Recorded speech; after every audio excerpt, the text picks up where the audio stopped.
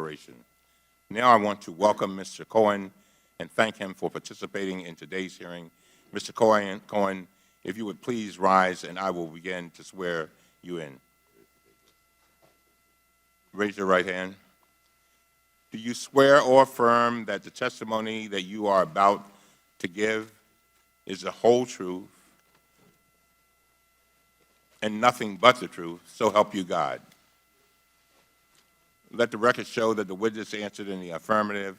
And thank you, and you may be seated. The microphones are sensitive, so please speak directly into them.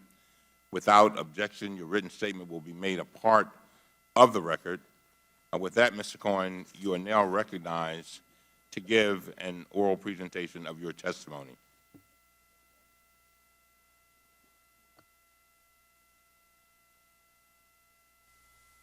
Is your mic on? Yes. Chairman Cummings, Ranking Member Jordan, and members of the committee, thank you for inviting me here today. I have asked this committee to ensure that my family be protected from presidential threats and that the committee be sensitive to the questions pertaining to ongoing investigations. I thank you for your help and for your understanding. I am here under oath to correct the record, to answer the committee's questions truthfully, and to offer the American people what I know about President Trump. I recognize that some of you may doubt and attack me on my credibility. It is for this reason that I have incorporated into this opening statement documents that are irrefutable and demonstrate that the information you will hear is accurate and truthful. Never in a million years did I imagine, when I accepted a job in 2007 to work for Donald Trump, that he would one day run for the presidency, to launch a campaign on a platform of hate and intolerance, and actively win. I regret the day I said yes to Mr. Trump. I regret all the help and support I gave him along the way. I am ashamed of my own failings and publicly accepted responsibility for them by pleading guilty in the Southern District of New York. I am ashamed of my weakness and my misplaced loyalty, of the things I did for Mr. Trump in an effort to protect and promote him. I am ashamed that I chose to take part in concealing Mr. Trump's illicit acts rather than listening to my own conscience. I am ashamed because I know what Mr. Trump is. He is a racist, he is a con man, and he is a cheat.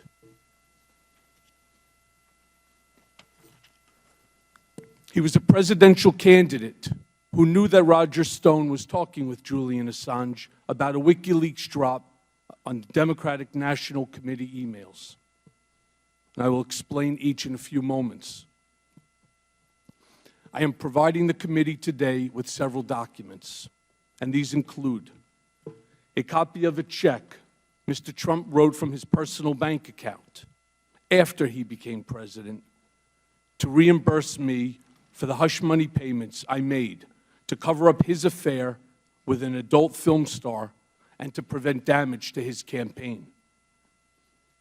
Copies of financial statements from 2011, 2012, and 2013 that he gave to such institutions such as Deutsche Bank. A copy of an article with Mr. Trump's handwriting on it that reported on the auction of a portrait of himself that he arranged for the bidder ahead of time and then reimbursed the bidder from the account of his nonprofit charitable foundation, with the picture now hanging in one of his country clubs. And copies of letters I wrote at Mr. Trump's direction that threatened his high school, colleges, and the college board not to release his grades or SAT scores. I hope my appearance here today, my guilty plea, and my work with law enforcement agencies are steps along a path of redemption that will restore faith in me and help this country understand our president better. And before going further, I want to apologize to each member, to you as Congress as a whole. The last time I appeared before Congress, I came to protect Mr. Trump. Today, I am here to tell the truth about Mr. Trump.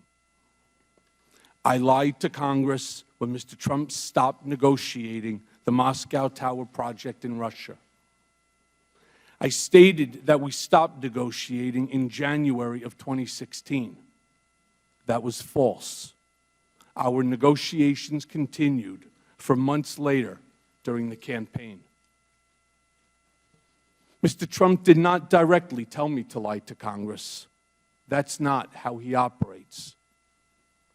In conversations we had during the campaign, at the same time I was actively negotiating in Russia for him, he would look me in the eye and tell me there's no Russian business, and then go on to lie to the American people by saying the same thing.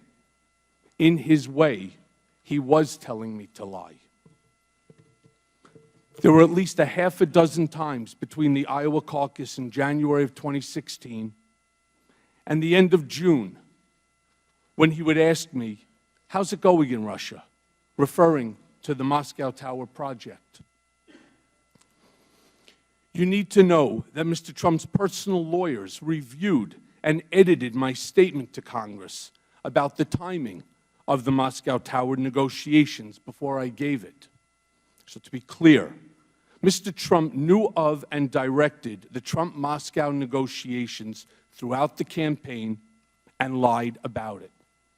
He lied about it because he never expected to win. He also lied about it because he stood to make hundreds of millions of dollars on the Moscow real estate project. And so I lied about it too, because Mr. Trump had made clear to me, through his personal statements to me, that we both knew to be false, and through his lies to the country, that he wanted me to lie. And he made it clear to me because his personal attorneys reviewed my statement before I gave it to Congress. Over the past 2 years, I have been smeared as a rat by the President of the United States. The truth is much different. And let me take a brief moment to introduce myself. My name is Michael Dean Cohen, and I am a blessed husband of 24 years and a father to an incredible daughter and son. When I married my wife, I promised her that I would love her, I would cherish her, and I would protect her. As my father said countless times throughout my childhood, you, my wife, and you, my children, are the air that I breathe. So to my Laura, and to my Sammy, and to my Jake, there's nothing I wouldn't do to protect you. I have always tried to live a life of loyalty, friendship, generosity, and compassion.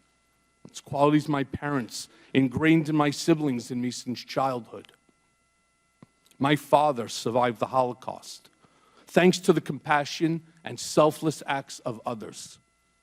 He was helped by many who put themselves in harm's way to do what they knew was right.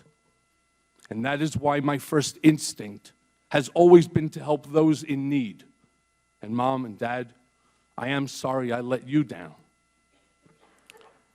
As the many people that know me best would say, I am the person that they call at 3 a.m. if they needed help. And I proudly remember being the emergency contact for many of my children's friends when they were growing up, because their parents knew that I would drop everything and care for them as if they were my own.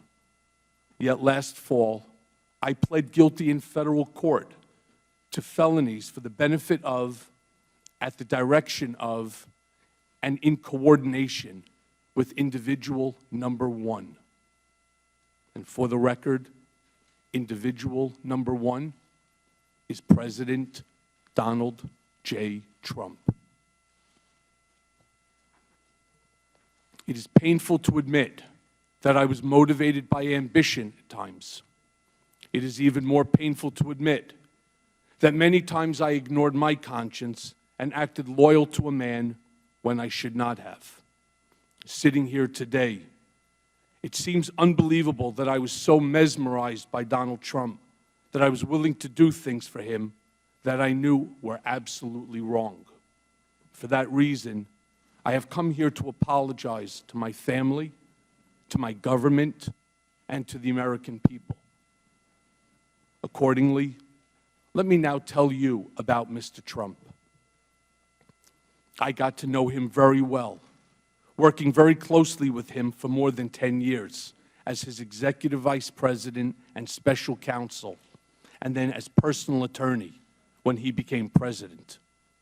When I first met Mr. Trump, he was a successful entrepreneur, a real estate giant, and an icon.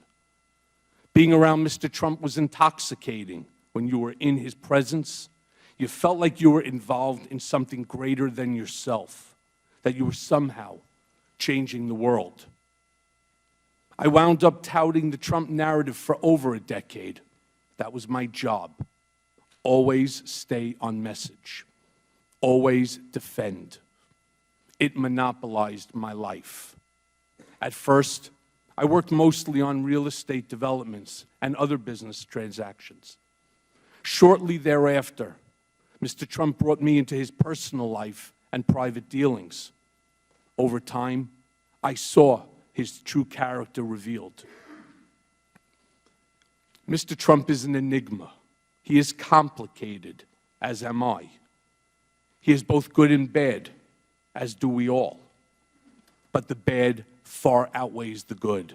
And since taking office, he has become the worst version of himself. He is capable of behaving kindly, but he is not kind.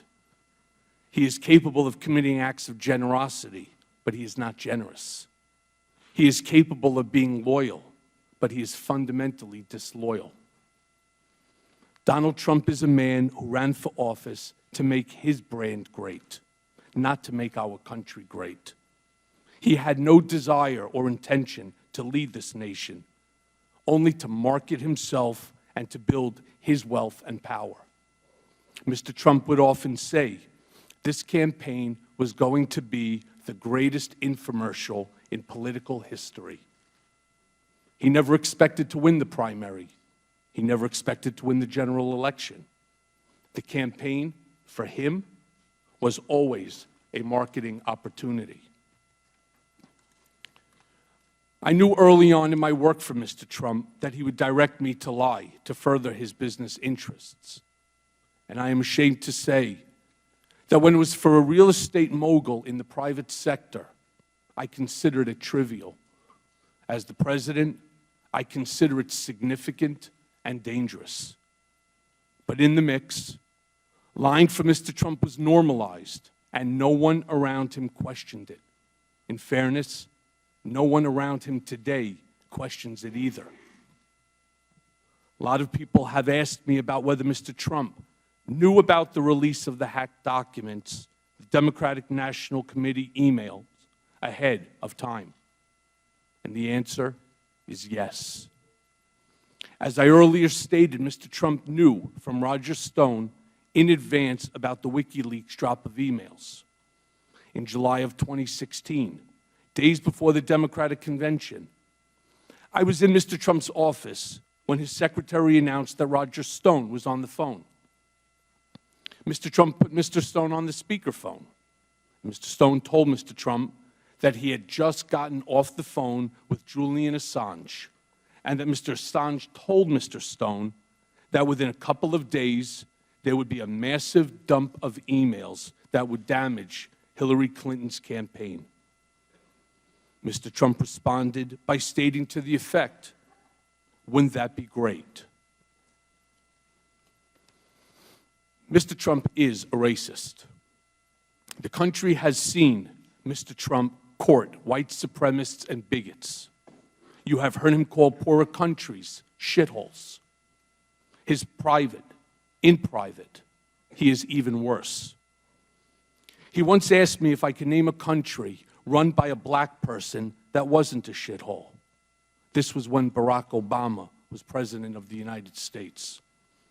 And while we were once driving through a struggling neighborhood in Chicago, he commented that only black people could live that way. And he told me that black people would never vote for him because they were too stupid. And yet, I continued to work for him. Mr. Trump is a cheat. As previously stated, I am giving to the committee today 3 years of Mr. Trump's personal financial statements from 2011, 2012, and 2013, which he gave to Deutsche Bank to inquire about a loan to buy the Buffalo Bills and to Forbes. These are Exhibits 1A, 1B, and 1C to my testimony. It was my experience that Mr. Trump inflated his total assets when it served his purposes, such as trying to be listed amongst the wealthiest people in Forbes, and deflated his assets to reduce his real estate taxes. I'm sharing with you 2 newspaper articles, side by side, that are examples of Mr. Trump inflating and deflating his assets, as I said, to suit his financial interests. These are Exhibit 2 to my testimony. As I noted, I'm giving the committee today an article he wrote on and sent to me that reported on an auction of a portrait of Mr. Trump. This is Exhibit 3A to my testimony. Mr. Trump directed me to find a straw bidder to purchase a portrait of him that was being auctioned off at an Art Hamptons event. The objective was to ensure that this portrait, which was going to be auctioned last, would go for the highest price of any portrait that afternoon. The portrait was purchased by the fake bidder for $60,000. Mr. Trump directed the Trump Foundation, which is supposed to be a charitable organization, to repay the fake bidder, despite keeping the art for himself. And please see Exhibit 3B to my testimony. And it should come as no surprise that one of my more common responsibilities was that Mr. Trump directed me to call business owners, many of whom are small businesses that were owed money for their services, and told them that no payment or a reduced payment would be coming. When I asked Mr. Trump, or when I told Mr. Trump of my success, he actually reveled in it. And yet, I continued to work for him. Mr. Trump is a con man. He asked me to pay off an adult film star with whom he had an affair and to lie about it to his wife, which I did. And lying to the First Lady is one of my biggest regrets because she is a kind, good person, and I respect her greatly, and she did not deserve that. And I'm giving the committee today a copy of the $130,000 wire transfer from me to Ms. Clifford's attorney during the closing days of the presidential campaign that was demanded by Ms. Clifford to maintain her silence about her affair with Mr. Trump. And this is Exhibit 4 to my testimony. Mr. Trump directed me to use my own personal funds from a home equity line of credit to avoid any money being traced back to him that could negatively impact his campaign. And I did that too, without bothering to consider whether that was improper, much less whether it was the right thing to do or how would it impact me, my family, or the public. And I am going to jail in part because of my decision to help Mr. Trump hide that payment from the American people before they voted a few days later. As Exhibit 5A to my testimony shows, I am providing a copy of a $35,000 check that President Trump personally signed from his personal bank account on August 1st of 2017 when he was President of the United States, pursuant to the cover-up, which was the basis of my guilty plea, to reimburse me, the word used by Mr. Trump's TV lawyer, for the illegal hush money I paid on his behalf. This $35,000 check was one of 11 check installments that was paid throughout the year while he was president. Other checks to reimburse me for the hush money payments were signed by Donald Trump Jr. and Alan Weisselberg. And see for that example 5B. The President of the United States thus wrote a personal check for the payment of hush money as part of a criminal scheme to violate campaign finance laws.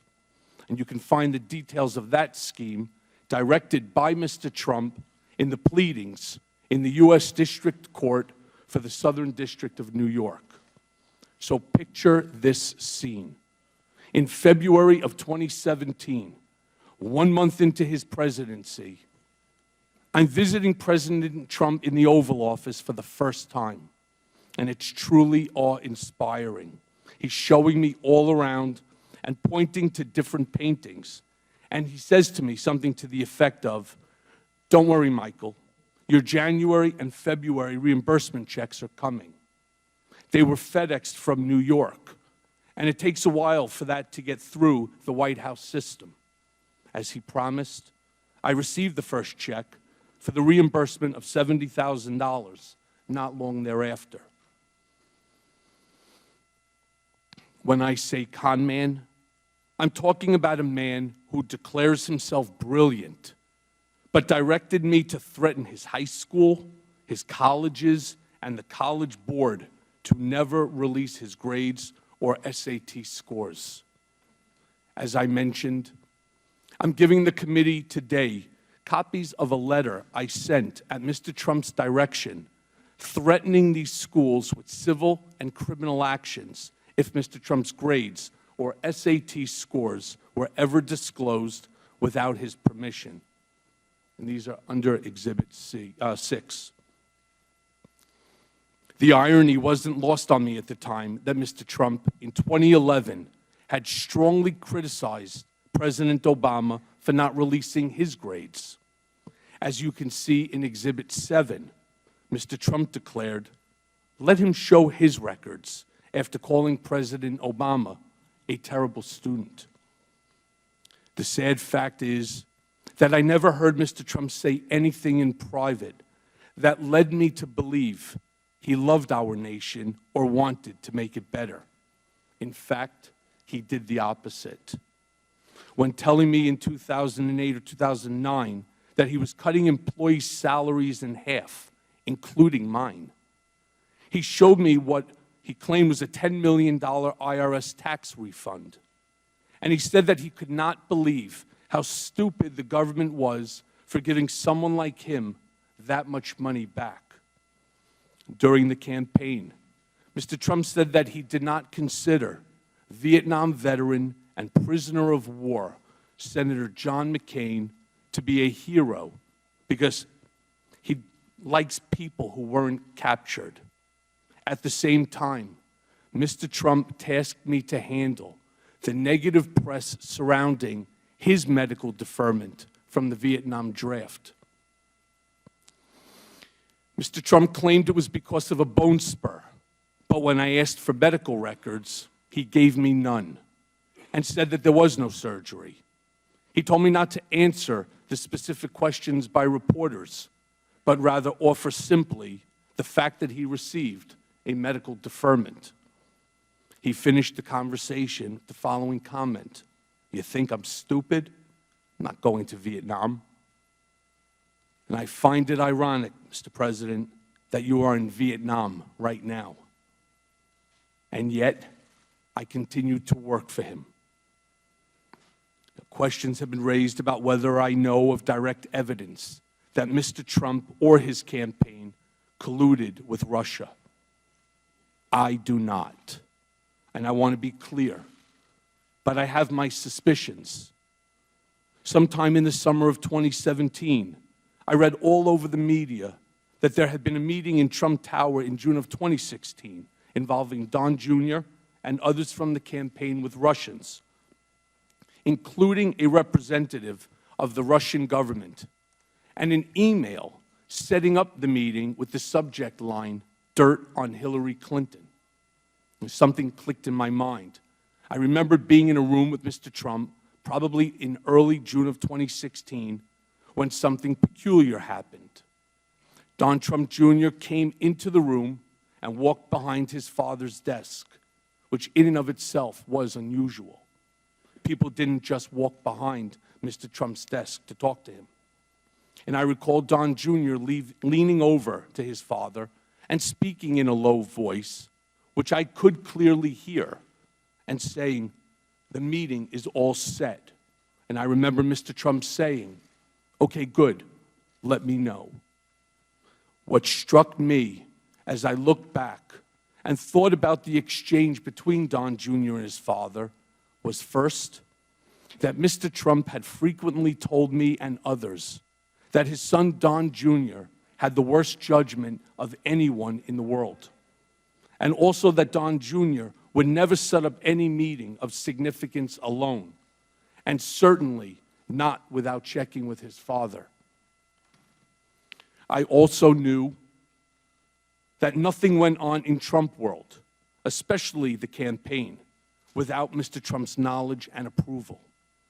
So I concluded that Don Jr. was referring to that June 2016 Trump Tower meeting about dirt on Hillary with the Russian representatives when he walked behind his dad's desk that day, and that Mr. Trump knew that was the meeting Don Jr. was talking about when he said, "That's good, let me know."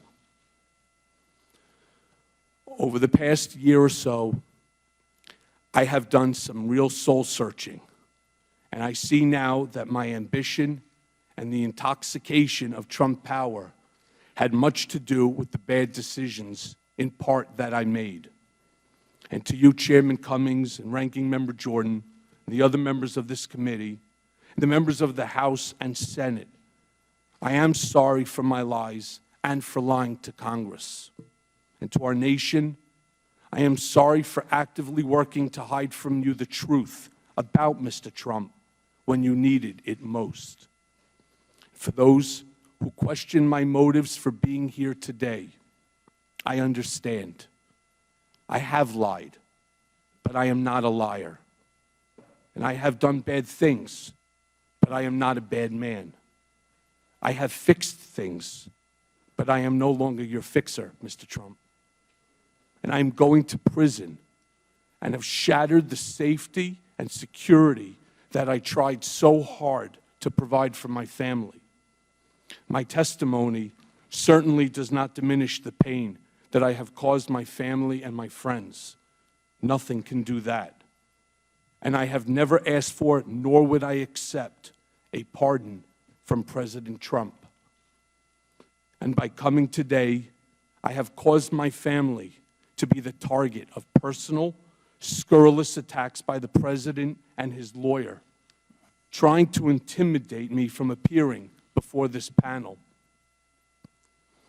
Mr. Trump called me a rat for choosing to tell the truth, much like a mobster would do when one of his men decides to cooperate with the government.